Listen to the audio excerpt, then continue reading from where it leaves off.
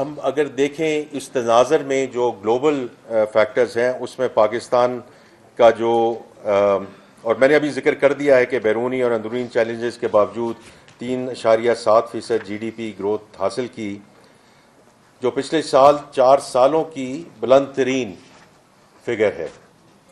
اور یہ تھوڑا سا کئی دفعہ ہم بھول جاتے ہیں کہ ہم نے یہ سفر شروع کہاں سے کیا تھا. آئی تھنک اس کو ہم نے مائنڈس کو ریفریش ضرور کرنا ہے کہ 23 میں یہ -2.2% تھی، 24 میں یہ 2.6% رہی، 25 میں یہ 3.2% ہو گئی.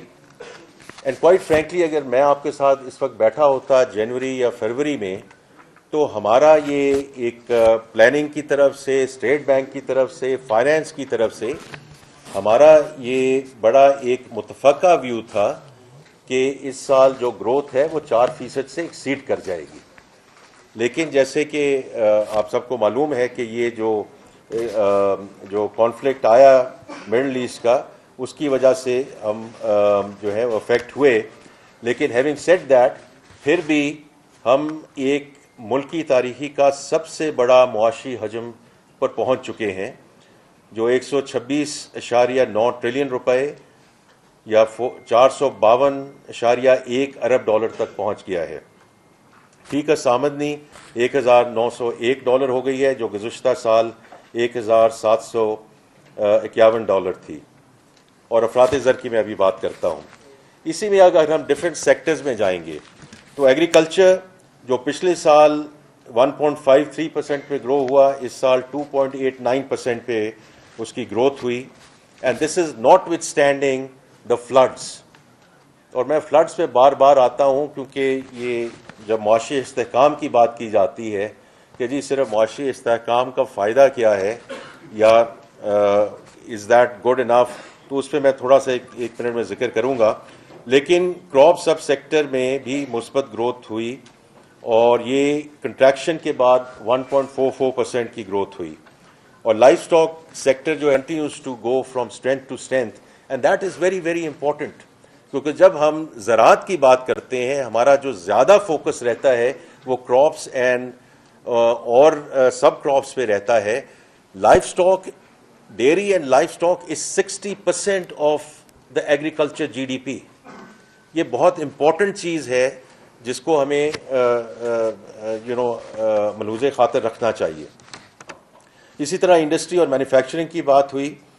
لارج اسکیل مینوفیکچرنگ نے 2026 میں 6.1% گروتھ ریکارڈ کی، جو ونس اگین پچھلے 4 سالوں کی بلند ترین سطح ہے.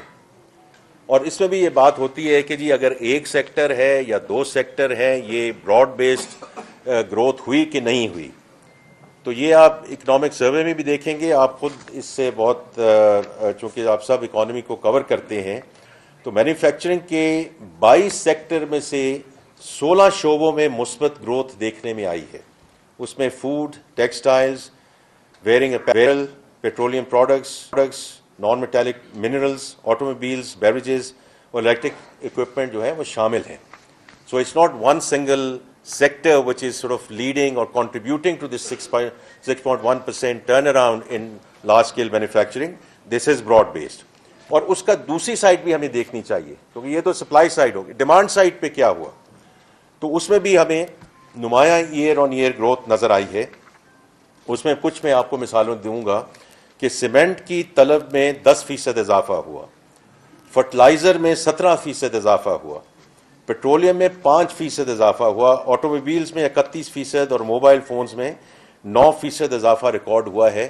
And this again translates into various sectors, اور ان کی جو ڈیمانڈ بڑی ہے اور اس کی وجہ سے جو اگین جو براڈ بیس گروتھ کی بات ہوتی ہے یہ اس کو سپورٹ کرتا ہے.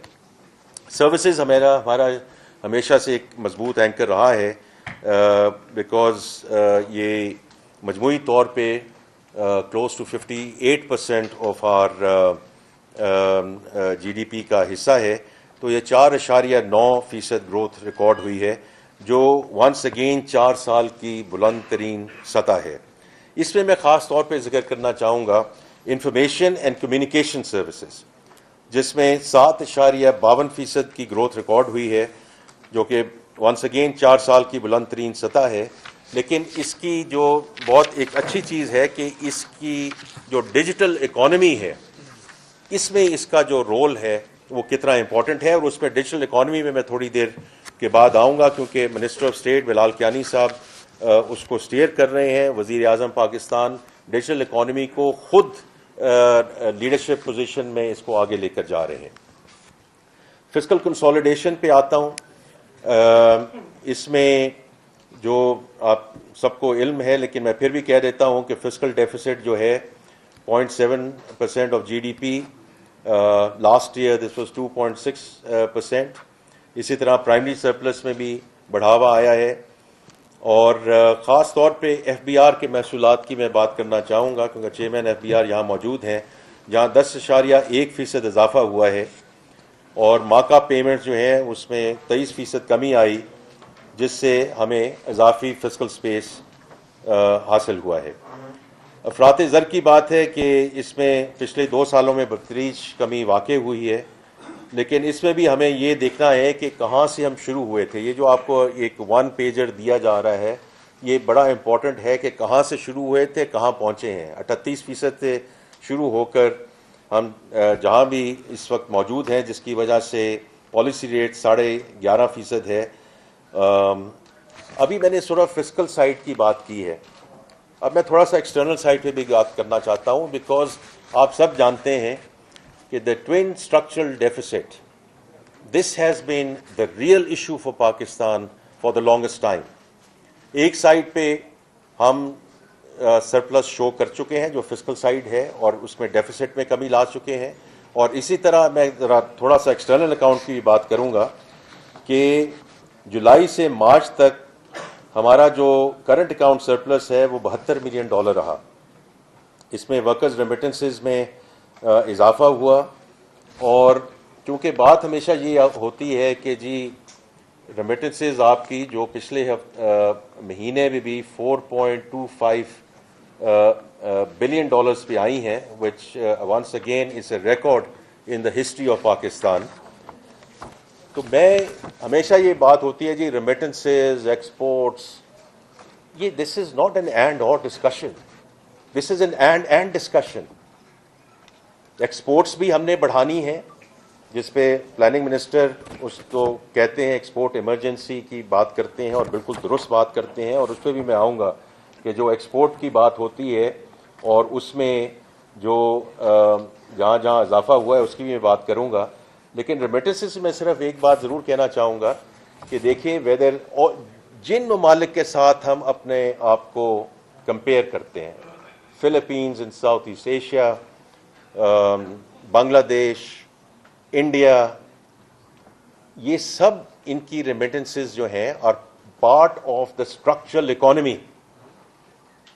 تو یہ بات ضرور ہو سکتی ہے کہ اس کی پرسنٹیج آف GDP کتنی ہے، ہماری ریلائنس کتنی ہے، لیکن remittances are and will remain a very important component of our external balancing position as we move forward. And therefore we should remain very grateful to our Pakistani ambassadors, ہمارے بھائی اور بہنیں جو باہر ہیں اور جو ہمیں یہ ذرا مبادلہ یہاں بھیج رہے ہیں. اور اس میں صرف یہ ذکر کرنا چاہوں گا کہ this is not only about the remittances, کیونکہ ریمیٹنسز کے بارے میں بیکاز اس انڈر دا PRI اور اس میں یہ ذکر ہوتا ہے کہ یہ ورکرز ریمیٹنسز ہے وچ از ٹرو. لیکن ایک دوسرا بھی ایک ہمارے پاس انسٹرومنٹ ہے وچ از روشن ڈیجیٹل اکاؤنٹ. اور روشن ڈیجیٹل اکاؤنٹ کا تو مقصد ہی انویسٹمنٹ لیڈ فلوز ہے، کیونکہ میں خود اس کے ساتھ پرائیویٹ سیکٹر سے منسلک رہا ہوں. جب سے اس کا اجرا ہوا ہے تو عام طور پہ یہ $180-190 ملین کا RDA فلوز آتے تھے. مارچ تک یہی فلوز رہے. اس کے بعد اپریل میں یہ $322 ملین پہ گئے، اور جہاں تک میری اطلاع ہے مئی میں بھی انشاءاللہ یہ 300 ملین کراس کر جائیں گے. یہ فلوز تو ہیں ہی انویسٹمنٹ لیڈ. نیا پاکستان سرٹیفکیٹ میں چلے جائیں، ہاؤسنگ سیکٹر میں چلے جائیں، اسٹاک ایکسچینج میں چلے جائیں، تو یہ تو وہ فلوز ہیں which are sort of investment led flows.